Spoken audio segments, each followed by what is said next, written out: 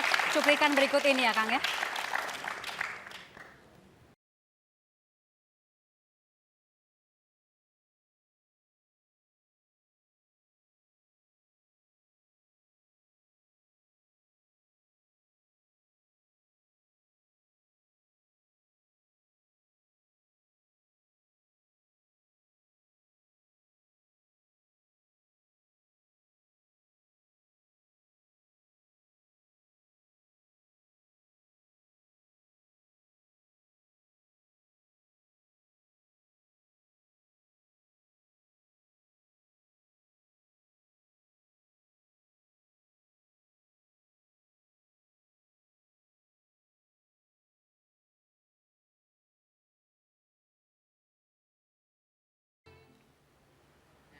Seberapa dekat sama ayah?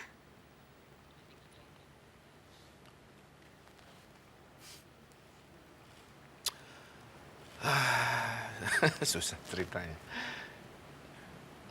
Rindunya itu setelah nggak ada gitu ya. Jadi ada istilahnya kita merasa apa namanya? Merasakan sesuatu yang berharga itu pada saat sesuatu itu hilang gitu. Jadi waktu ada tuh ya biasa aja kan gitu ya. Kadang-kadang sering berbeda pendapat. Tapi pada saat sudah nggak ada itulah justru baru kerasa ada yang hilang dari keseharian. Dan Apa yang kerasa hilang ketika beliau banyak. nggak ada? Jadi ayah saya tidak menyaksikan saya lulus. Tidak menyaksikan saya menikah, tidak menyaksikan saya berkeluarga, tidak bisa menyaksikan saya jadi wali kota dan seterusnya. Tidak bisa menyaksikan saya mendesain masjid yang saya dedikasikan untuk beliau. Rindu itu sering muncul ya kadang-kadang dalam mimpi ya. Kalau alam bawah sadar itu berarti kan kangen lah seperti itu. Ayah saya itu mengajarkan kesederhanaan juga ya. Saya masih lihat dulu ayah saya didatangi anak mahasiswanya bimbingan, tapi mahasiswanya kayaknya itu nakal dan nilainya jelek. Terus mencoba merayu ayah saya ngirim kue, ngirim rokok, apalah gitu ya. Ayah saya dengan tegas menolak. Dikembalikan semua hadiahnya untuk membuktikan integritas beliau sebagai dosen. Dari situ juga saya melihat saya ingin seperti beliau, makanya sekarang itu status saya masih PNS dosen di ITB.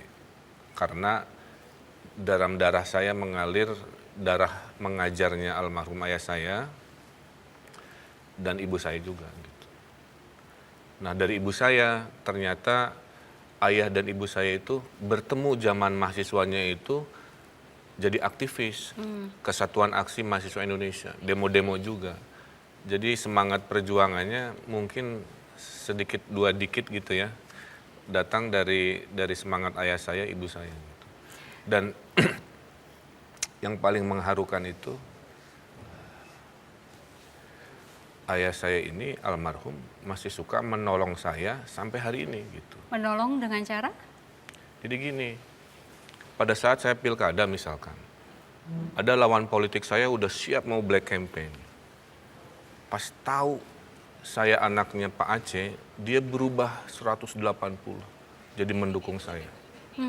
Karena, ternyata misalnya saya baru tahu kamu itu anak Pak Aceh ini gitu, yang sobat saya kan begitu.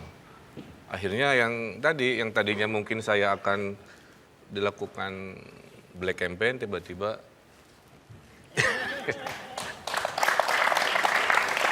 Ibu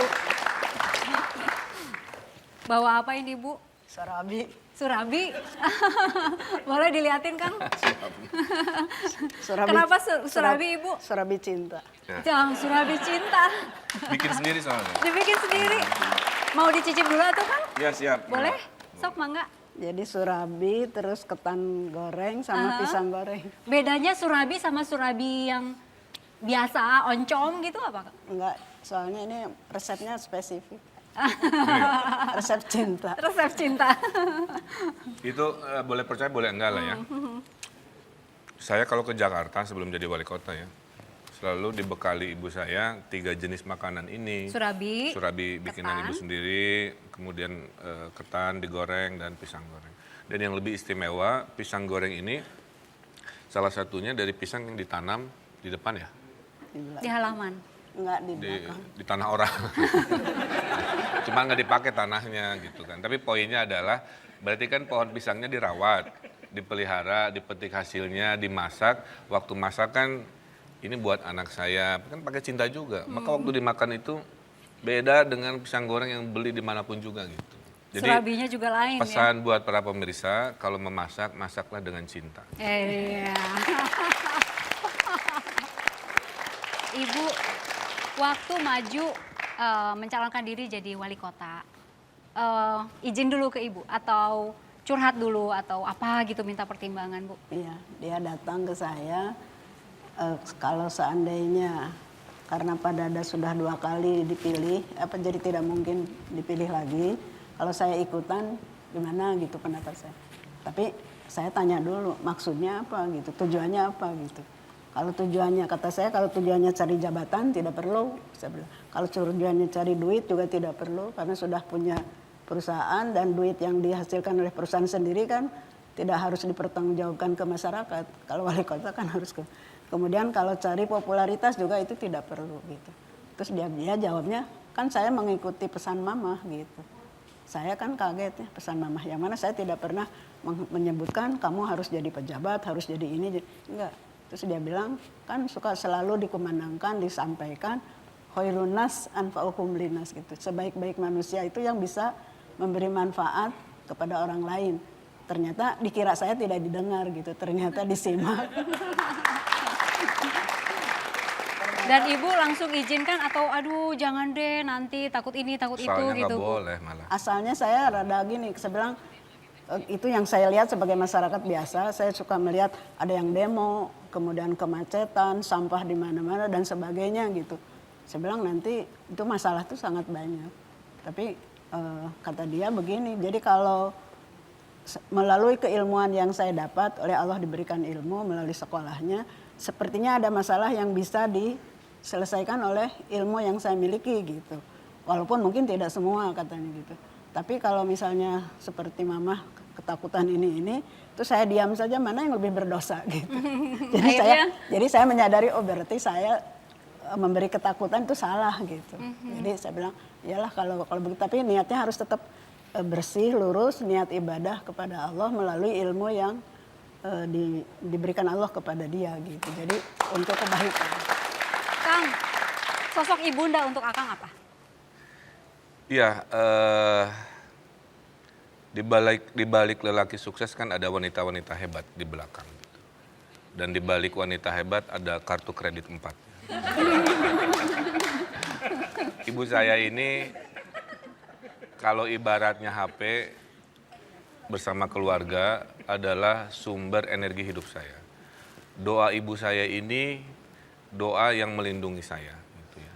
Jadi kalau orang tua selalu mendoakan anak-anaknya dalam sholatnya, pasti anak-anaknya itu insya Allah terlindungi dari mara bahaya. Saya ada kejadian di Jakarta, lagi ngopi di Sudirman ya. Terus tiba-tiba ada orang baju putih ya, wajahnya ke Arab-Araban. Saya bilang begini, Bung katanya, tahu nggak yang membuat Bung seperti ini? Kan gitu ya. Saya kan logis aja jawabannya. Saya bisa berhasil ya karena pendidikan atau kerja keras kan gitu.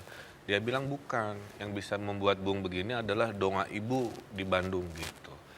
Nah dari kalimat itu, dari orang yang tidak terduga, entah kenapa tiba-tiba ngomong begitu, jadi renungan mendalam kan begitu. Bahwa kekuatan doa khususnya ibu, itulah yang membuat kita hidup lebih sukses, lebih terjaga, dan insya Allah lebih barokah gitu. Makanya saya ada pesan ke banyak orang juga, when things is too much, call your mom. Gitu. Jadi kalau hidup udah wah pusing, telepon ibu, insya Allah hidup lebih tenang, lebih ringan karena ada orang yang luar biasa yang akan selalu menjadi guru kita, menjadi pelindung kita. Waktu itu langsung telepon ibu juga, langsung. Mau bicara sama kakak sulung boleh? Ya gini, jadi sejak kami berkarir jarang ketemu dan masa kecil kami naik turun lah ya tipikal lah ya adik kakak, apalagi sama-sama laki-laki. Sering berantemnya, sering ininya gitu. Tapi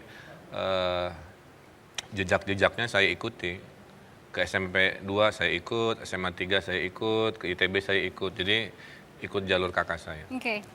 Dan kebetulan karena kemarin ulang tahun dan saya belum sempat mengucapkan selamat ulang tahun.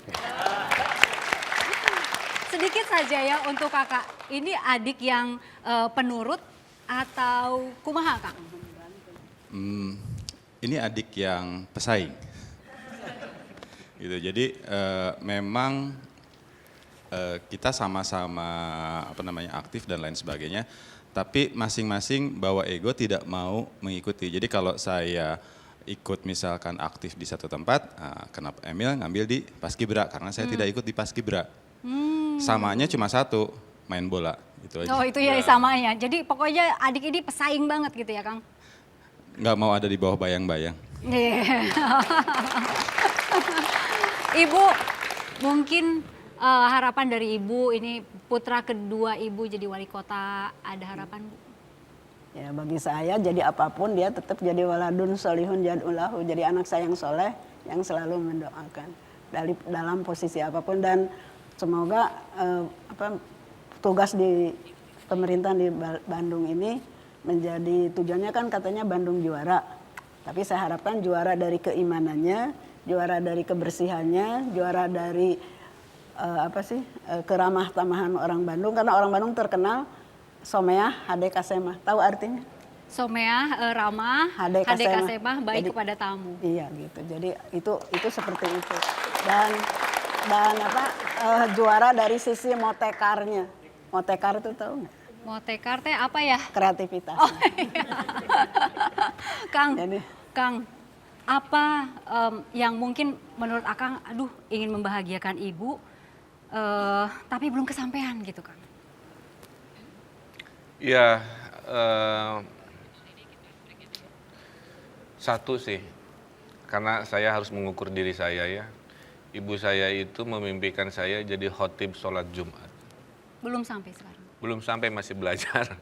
Karena tidak mudah ya, bukan karena jadi pejabat terus layak jadi khotib Jumat. Jadi saya lagi belajar agama lagi, belajar ngaji lagi dan seterusnya. Jadi itu yang mungkin ya sederhana, tapi bagi saya maknanya dalam. Jadi pemimpin harus paripurna lahir dan batin. Harus cerdas pikirnya, harus soleh juga. Jadi mungkin itu. Baik. Karena lain-lain yang duniawi insya Allah udah dipenuhi. Baik. Dan saya kalau ketemu ibu tidak ada siapa-siapa, biasanya saya manja. Yang saya lakukan adalah tidur di sini. Gitu. Wah gini bisa gitu. Nah. Gitu. Kami kembali saat lagi.